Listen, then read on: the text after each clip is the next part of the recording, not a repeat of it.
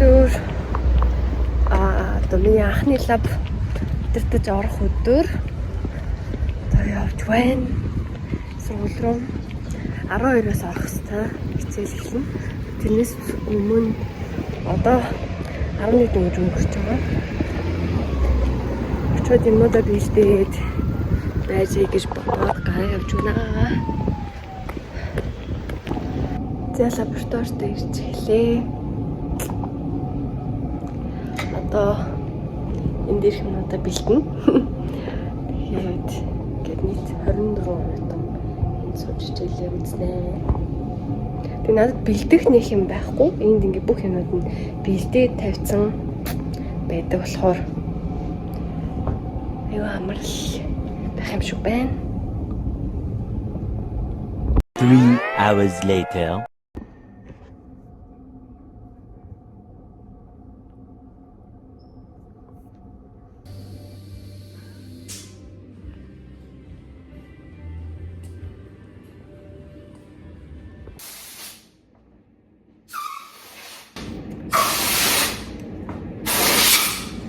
I have a couple different colors too, if you want to see different colors. This one is fine. You like that? Yeah, I think that's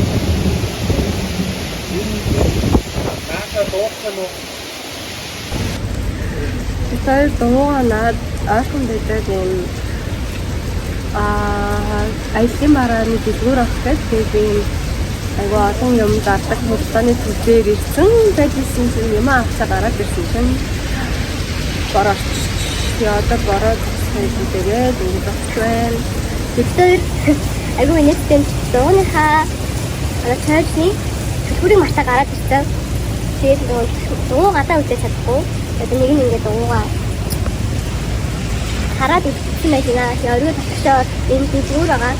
Тэгээд үүсээр идэх юм авахар авсан.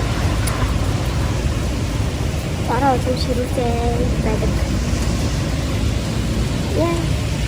За бороо олон ширүүтэй.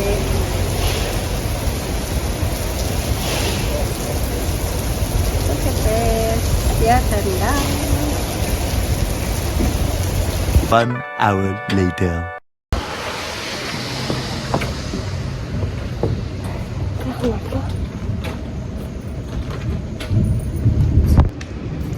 Хай.